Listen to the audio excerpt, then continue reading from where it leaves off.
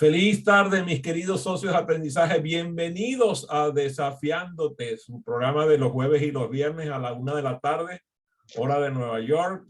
Estamos aquí ya acompañados por mi querida amiga Glenda López. Por favor, recuerden suscribirse a mi canal de YouTube con mi nombre y mi apellido. Simplemente YouTube, van a mi canal, Adrián Cotín, y ahí pueden ver anteriores y futuros programas, además de otras novedades que estamos publicando en ese canal.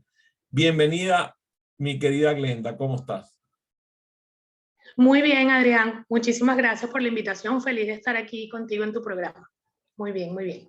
Bueno, este es un encuentro muy agradable porque yo te conozco, o lo que llaman, te conozco por retruque. Totalmente. Como decían allá en Venezuela, porque me hice amigo de tu hermanita, J-Lo, J-Lo. y tú sabes, eh, nos conocimos, tuviste la gentileza de aceptar la invitación para formarte como facilitadora virtual al lado de nuestro equipo. Sí. Y ahí nos hemos conocido y hemos coincidido muy interesantemente. Por eso quise investigar un poco acerca de lo que tú tienes para aportarle a la humanidad. Yo entiendo que eres caraqueña, ¿es así? ¿O es idea Sí, mía? señora.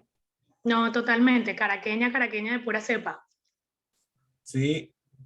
¿Y tu familia? Cuéntame un poco de tu familia. Bueno, yo soy una mezcla de un andino. Mi papá es andino, de San Cristóbal.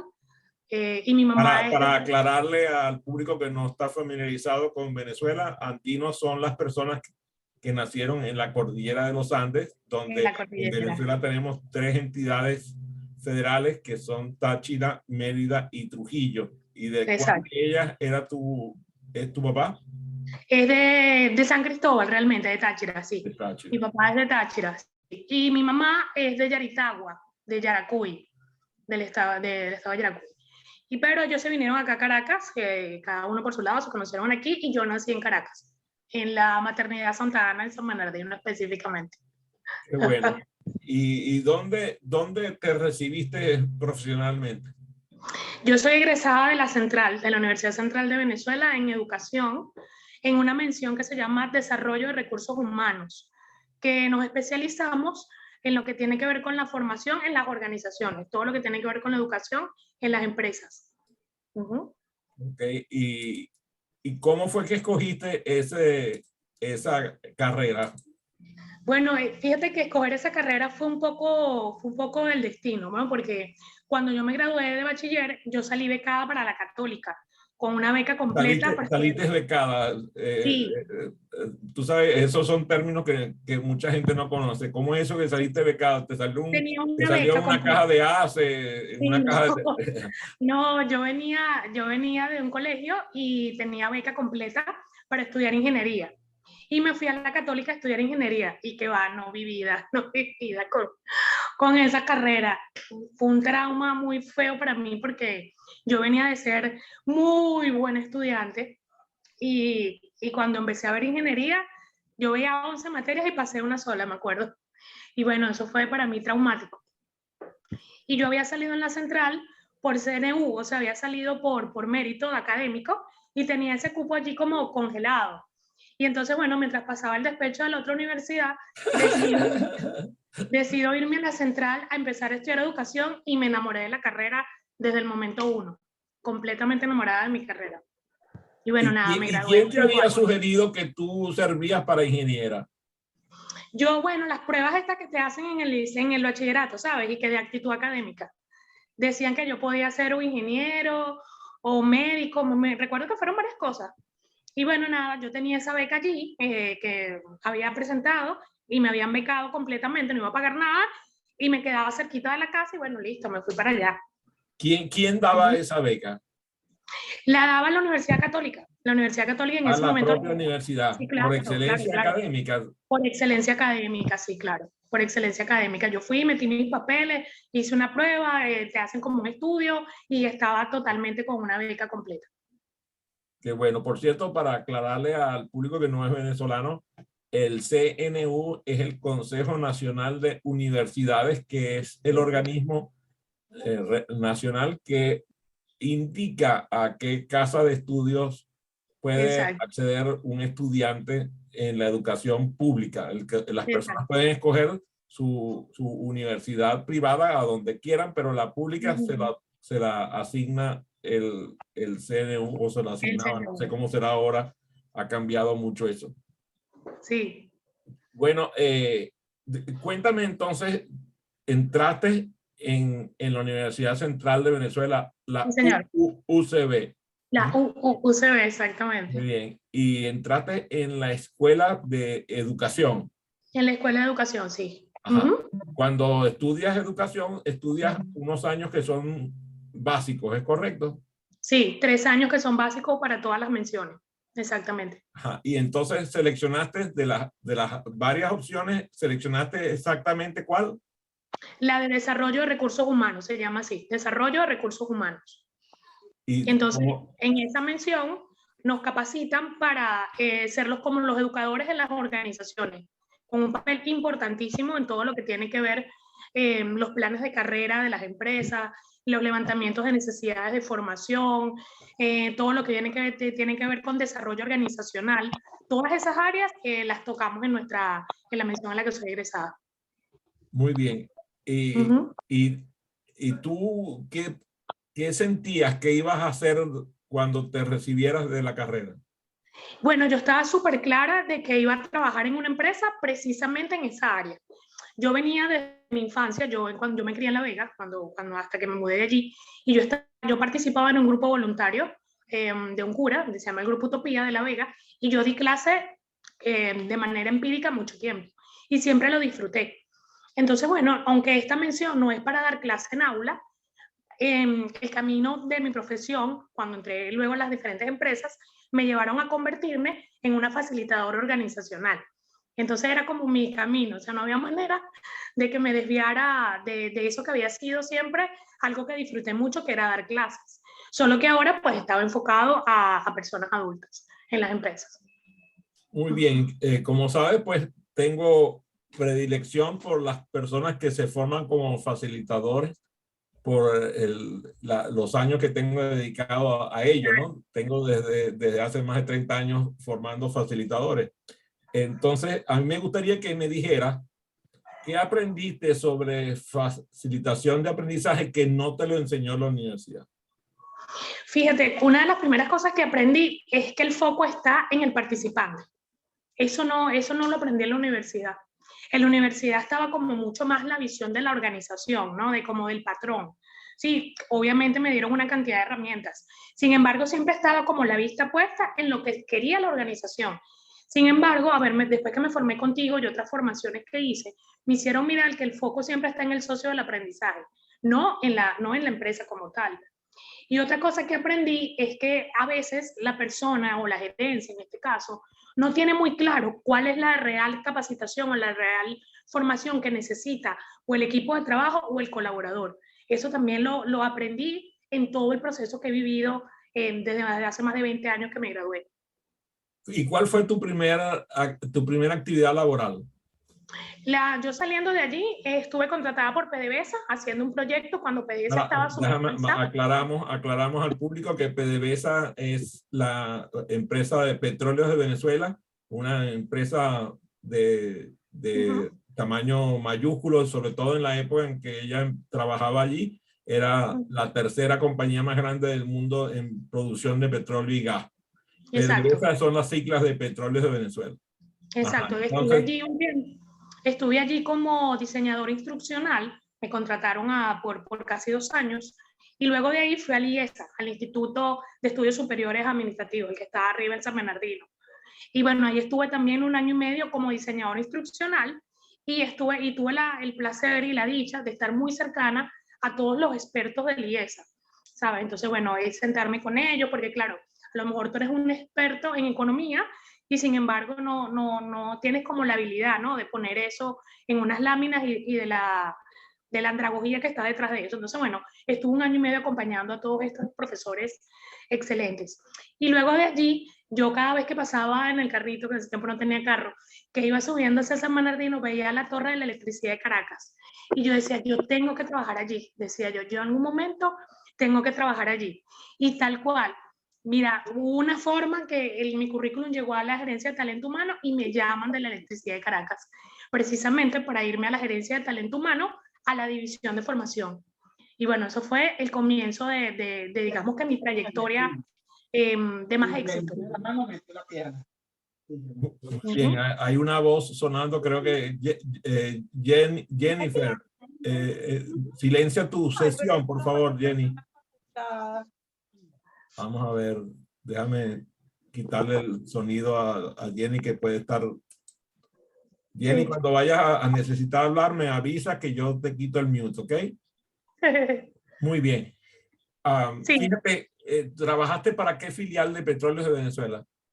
Para la que está en La Tahona, en el CIET de La Tahona. En el Centro Internacional de Educación y Desarrollo. Exactamente, allí exactamente trabajé. Muy bien, muchas gracias por aclararme. Fíjate que yo te pregunté en estos días que conversamos que cómo había sido posible que nosotros no nos conociéramos trabajando tú en la electricidad de Caracas, cuando prácticamente, bueno, yo me acuerdo que llegué a dar 7 programas seguidos de formación de facilitadores para la gente de la electricidad de Caracas. 7 semanas seguidas se dio el programa. Por cierto, que durante esas semanas que estaba trabajando para la electricidad, nació mi hijo Alexander, y ya fíjate, Alexander tiene 25 años, así que ha pasado bastante agua debajo del puente. Totalmente. No, es que para ese momento yo todavía no había llegado a la empresa. Yo llegué a la electricidad de Caracas en el 2007.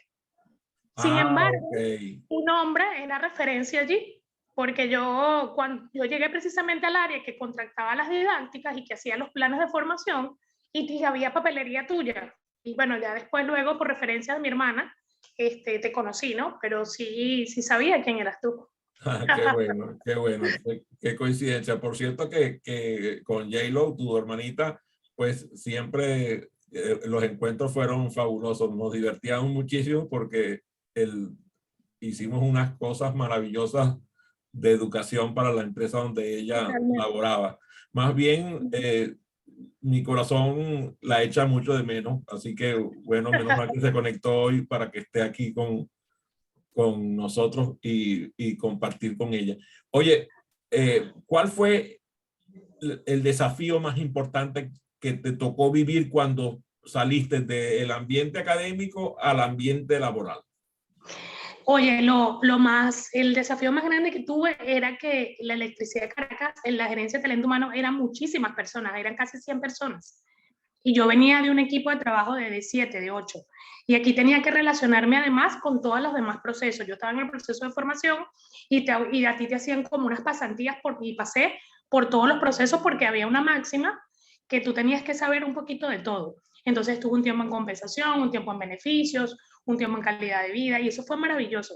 De verdad que el tiempo que yo duré allí en la electricidad de Caracas, luego pasé a ser coordinadora del área, y luego pasé a ser líder de un área de desarrollo que se llama gestión de cambio organizacional, una gerencia hermosísima que me permitió conocer el país entero, facilitando programas y talleres y haciendo acompañamiento de equipos.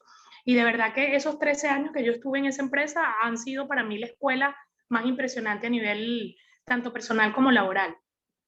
Por cierto que el presidente, que en algún momento lo fue, de la electricidad de Caracas, Andrés Glosky, es hoy el presidente de la compañía que compró la electricidad de Caracas a la AES, cuya sede está aquí precisamente donde yo vivo. Yo vivo en Maryland, en el estado de Maryland. Ellos están aquí mismo en una ciudad vecina del estado de Virginia.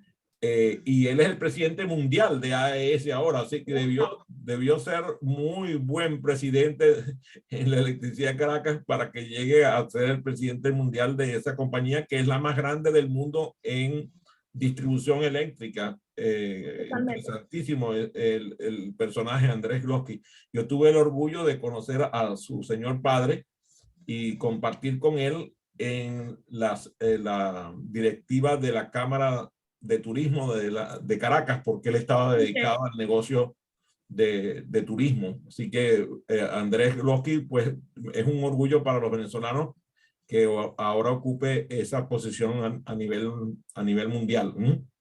Sí, y fueron muchas las personas que se fueron con AES. De hecho, Miguel Bolinaga, que es el presidente de AES Panamá, también fue parte del equipo y él se llevó luego, paulatinamente se fueron compañeros, sobre todo los procesos medulares de generación, transmisión, se fueron con él allá a Panamá. Sí, mantengo cierto vínculo con algunos de ellos que tienen a bien mantener abierta la comunicación conmigo. Óyeme, cuando te toca, vamos a decir, pasar de el área de diseño instruccional, sí, para pararte frente a un grupo de 20, 30 personas a realizar la labor de facilitar a lo mejor tu propio diseño o un diseño realizado por otro diseñador instruccional, ¿qué cambió? Bueno, yo creo que lo que definitivamente cambia es tener al socio de aprendizaje enfrente. No es lo mismo colocarlo en papel. Tú en papel te imaginas 1000 cosas y tú diseñas una cantidad de cosas. No, evidentemente. Digamos que lo más impactante ha sido ir midiendo el pulso del equipo de socios de aprendizaje y a veces toca cambiar en el momento. O sea, tú ves que hiciste una dinámica, la dinámica no tuvo el resultado que era, o el grupo no está respondiendo, o por el contrario está respondiendo muchísimo más de lo que tú te esperabas. Entonces, la habilidad de ir pudiendo medir el clima, la temperatura que se presenta ahí en el aula o en el espacio, ha sido de verdad fascinante. Yo lo disfruto un montón. De hecho, la gente que me conoce, que me ha visto facilitando procesos, siempre me lo dice: Glenda, estás en tu elemento. O sea, te cambia la cara, te cambia la actitud, y ciertamente es así. Ciertamente es de esa manera. Lo disfruto muchísimo, muchísimo, muchísimo. ¿Qué ventajas ves tú de que un facilitador se forme en diseño instruccional? Claro, porque al formarse en diseño instruccional conoce a fondo de lo que va a hablar. No es solamente conocer el tema como tal. El diseño estructural te permite desarticular desde el objetivo, pasando por los temas, los contenidos, las actividades, la evaluación. Entonces, toda esa hilación que se tiene que hacer para montar un diseño instruccional te permite a ti conocer eso del 1 al 10. Y te permite además ir modificando, bien sea más adelante, bien sea mientras que se da la actividad. Para mí es vital que un facilitador sepa al menos las nociones básicas, porque yo por lo menos en mi carrera vi 5 años de diseño instruccional. Entonces, claro, el nivel de conocimiento de un educador de carrera siempre pudiese ser estar por encima de alguien que hace la formación per se. Sin embargo, yo creo que toda persona que facilite procesos tiene que saber de diseño instruccional. Es una herramienta para él, definitivamente. Cuando estabas hablando, no sé por qué me vinieron a la mente mis hijos. Ajá. Porque a veces tú como padre diseñas las acciones que vas a emprender hacia tus hijos y resulta que cuando las pones en práctica sale otra cosa. Totalmente. Totalmente diferente a la que tenías en tu mente. Sí, es así. Entonces, como tú tienes una pasantía de madre bastante ya exitosa, porque tienes por cierto, te lo dije fuera de cámara y te lo vuelvo a repetir en cámara para que lo grabemos y ella le llegue la voz. Yo quedé impresionado de la belleza de tu hija, una señorita realmente muy hermosa, muy linda. Sí. Y por lo que he escuchado, también muy preparada e inteligente. Cuéntame qué fue lo que diseñaste como madre que cuando fuiste a implementarlo digamos, con tu hija, la cosa te salió diferente. Cuéntame un poquito. No, imagínate tú. Eso ha sido bueno, la experiencia de facilitación más impresionante de mi vida. Bueno, yo creo a ver, Isabela, yo me propuse mucho con ella. Primero, pues bueno, a asumir de lo que fue mi crianza todas aquellas cosas que yo consideré que eran valiosas, ¿no? Y que quería repetir en ella. Y muchas otras que jamás en la vida las hice ni quería hacer, ¿no? Y a mí, una de las cosas que se salieron de ese patrón fue el empoderamiento máximo que llegó a tener mi hija. O sea, yo me llevaba a Isabela a dar clases, entonces era una niña que con 7 años sabía conceptos de PNL. Entonces, claro, eso era como, y se alimenté allí, como me dice mi amigo, tú alimentaste ahí un monstruo, con una niña que llegó a tener un vocabulario y un nivel de conversación, pues que se perdió de vista. Obviamente, y cuando entró la adolescencia, pues bueno, natural y biológicamente, pues claro, hubo allí un choque de las dos temperamentos, ¿no? De las dos personalidades, que además la mía tampoco es que es muy suave, ¿no? Sin embargo, yo siento que eso la capacitó muchísimo. Mi hija está ahorita al otro lado del mundo, trabajando, haciéndose ella cargo de un café, estando todavía bajo condiciones de menor de edad, asumiendo responsabilidades que quizás otra persona de su edad pues no lo hubiese podido lograr, ¿no? Entonces, bueno, eso yo creo que al final salió muy bien. Obviamente con sus cosas que tú dices, por ejemplo, a mí me pasa ahorita que yo digo, cónchale, bueno, con el tema del trabajo, Adrián, yo suelo apasionarme mucho con el trabajo y soy muy entregada, ¿no? Sobre todo cuando llegué a tener cargos de jefatura. Entonces, a veces salía muy tarde y llegaba a casa o no me iba de vacaciones por estar solo trabajando. Entonces, claro, ahorita eso me pesa un poco, ¿no? Haber dicho, oh, concha, le hubiese pasado más tiempo con mi chama antes de que se fuera. Pero bueno, yo pienso que todos los padres en algún momento hemos pasado por eso, ¿no? Echamos hacia atrás, dijimos, oye, ojalá esto no lo hubiese hecho, esto lo hice muy bien. Creo Fíjate que es parte de... que yo estoy viviendo ahora la paternidad de mis hijos, porque Uh-huh. 3 de ellos ya son padres. Mi hijo mayor tiene dos hijos, mi hija tiene un hijo y mi hijo Andrés tiene una bebita de 7 meses. Ok. Y yo me doy cuenta que la evolución entre un hijo y otro va pasando que el hijo más pequeño, vamos a decir, el hijo menor, va aprendiendo de los errores que le ve cometer primero a nosotros como padres y luego a sus hermanos como padres. Entonces, ahora, por ejemplo, veo a Andrés Miguel que está teniendo una dedicación a su bebé admirable y me encanta eso. Y Uh-huh. yo, por cierto, que aprovecho que está J-Lo con esta sesión porque ella tiene la oportunidad de haber visto a tu hermosa Isabela ya convertida en una mujer. Ahora ella tiene la oportunidad de ejercer su papel de madre y decir, momentico, déjame poner mis bardas en agua para que no vayan a quemarse, ¿no? Entonces, Exacto. bueno, fíjate que el diseño instruccional tiene que ver mucho con el resultado que vamos a obtener. Entonces también hay que hacer como el diseño instruccional de nuestra vida como padres. Total. Uh-huh. Y a mí me encanta el paralelismo porque dependiendo del grado de sofisticación del diseño, así serán los resultados que tú logres, ¿no? Uh-huh.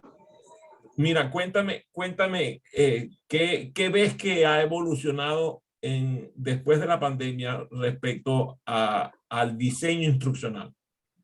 Bueno, ahora los diseños instruccionales son mucho más sustanciosos y más sencillos también. Son más ágiles, ¿sí? Ya tú no necesitas tener un diseño instruccional de una sábana completa como que si fuese de donde se ponían las notas de las clases, ¿no? Ahora son quizás más condensos, pero con mucha más sustancia, ¿no? Y se le está dando muchísima importancia al tema de hacer actividades durante las formaciones, cosa que no se vio durante mucho tiempo, ¿sí? Generalmente las didácticas o los facilitadores eran X cantidad de horas pasando láminas y no había mucho tipo de contacto directo ni conversación con el socio de aprendizaje. Ahora es distinto, ahora hay muchísima más interacción, sobre todo el tema de la virtualidad ha llevado a que se humanice muchísimo el proceso de formación, porque es que si no, pues se convierte en un monólogo del experto o del facilitador y el socio de aprendizaje está de este lado como inerte. He visto muchísimo avance en ese sentido.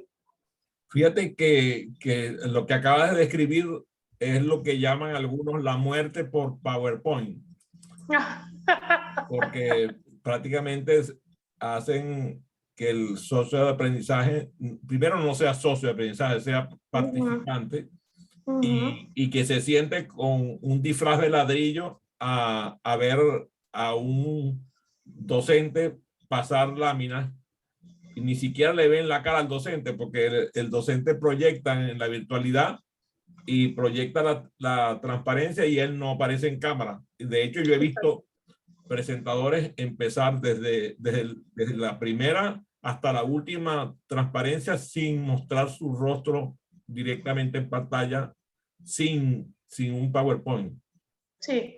Fíjate, cuando estamos haciendo ahora experimentos ya de metaverso, me impresiona, por ejemplo, lo que está haciendo Facebook, que está permitiendo que estudiantes de medicina hagan ejercicios de cirugía en corazones virtuales, que las personas que están estudiando para pilotear aviones o helicópteros o vehículos de alto riesgo lo hagan en la virtualidad. Entonces, a veces me da la impresión de que hay una parte del mundo que se está quedando atrás por la falta de acceso a la tecnología. Cuéntame un Totalmente. poco lo que tú estás viviendo en un país que está muy desafiado desde el punto de vista tecnológico. Sí, totalmente, estoy de acuerdo contigo. Yo, no solamente el tema de las clases virtuales, ¿no? Lo que conlleva a tú asomarte a la tecnología, porque no es simplemente tener, digamos, el aparato, es que además te has formado para manejar la tecnología a tu favor y no se convierte en algo que lejos de sumar reste. Está ahorita con el tema de la pandemia, de las organizaciones que se manejan con metodología ágil y que tú puedes estar aquí, puedes tener a la empresa totalmente manejada, gestionada desde tu computadora. Entonces no es solamente el tema de saber, de tener la tecnología, es saber utilizarla y para eso te tienes que formar. Entonces yo siento que una de las cosas que es más desafiantes en el país es que todavía hay gente que no compra eso, ¿sí? O sea, todavía está como que muy renuente al tema del tener que formarse para poder gestionar organizaciones y para poder tú hacer tu trabajo de manera eficiente y que no te pierdas en el espacio, ¿no? Yo llegué a tener colaboradores en otros estados que una de las dolores, lo que se llama un dolor del colaborador, era que se sentían aislados de la empresa, ¿no? Se sentían que no pertenecían. Y obviamente tenía que ser así. Si tú te conectabas con ellos una vez a la semana a una reunión para manejarnos unos KPI y no había mayor acercamiento. Entonces, yo siento que eso es uno de los grandes desafíos que está transitando el país en ese aspecto. Igualmente, pues el tema de la dualidad, de no solamente tener la formación o la gestión de una empresa de manera dual, o sea, que pueda ser presencial y a la vez virtual.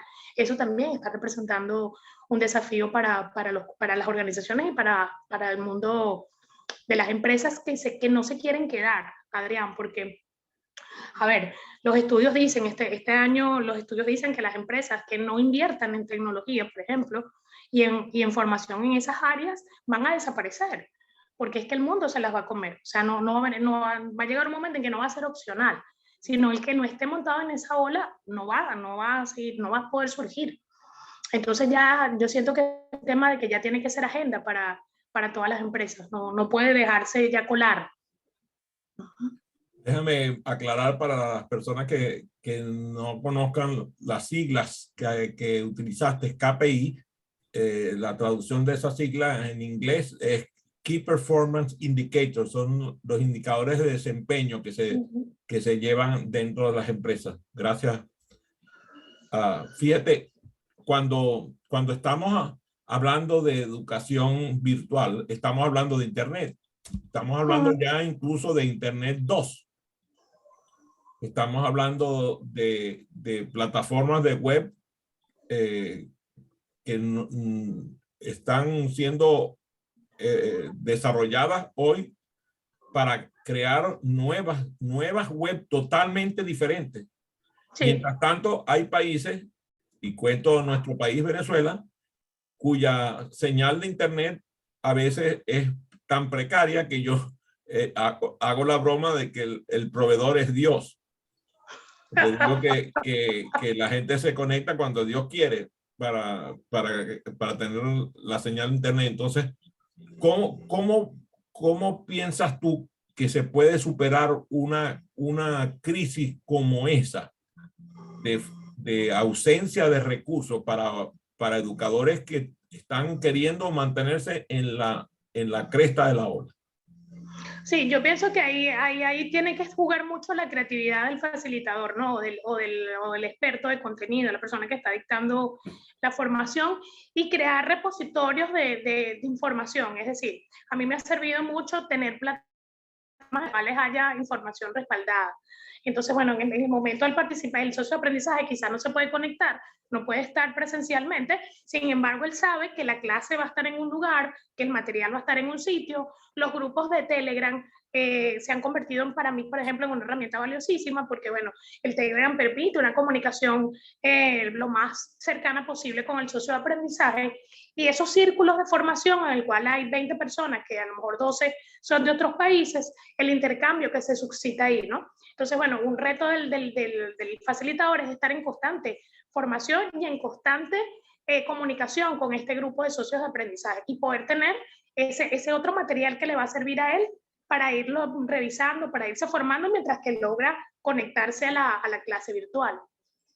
Cuando vienen participantes a nuestros programas de formación de facilitadores virtuales, como tú, que tienes una formación como educadora, muchas veces es un desafío, porque los paradigmas que poseen dentro de las escuelas de educación en las universidades contradicen mucho de lo que son las tendencias que se manejan a nivel internacional.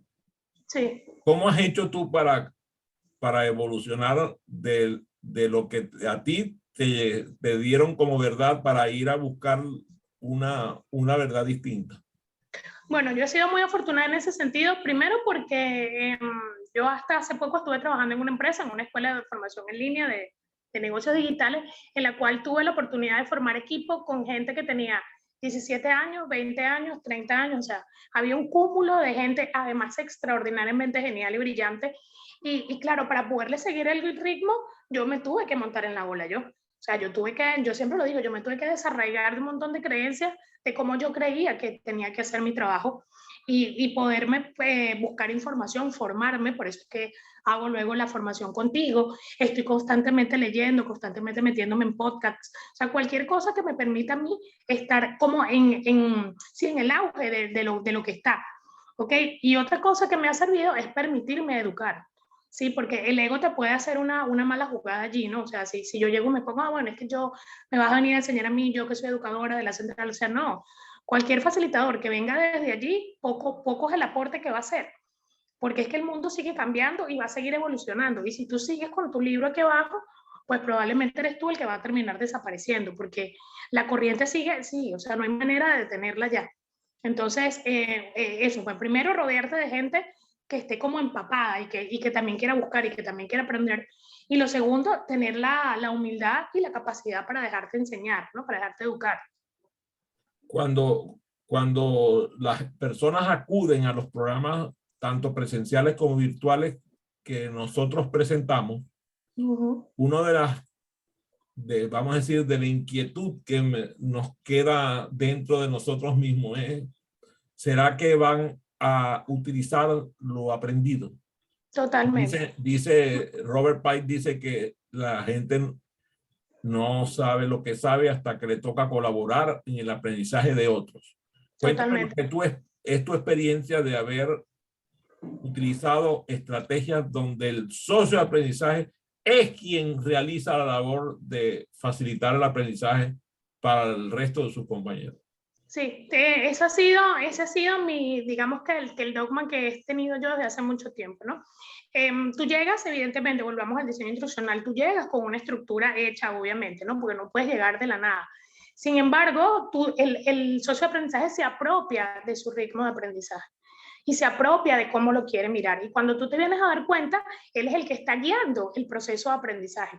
Tú lo que haces es acompañar, guiar, como que si tú estuvieses con una canoa, si la canoa se está yendo como de un lado, lo que es, tú vuelves otra vez y la enderezas. Sin embargo, es el socio de aprendizaje que se hace propio de lo que tú dices.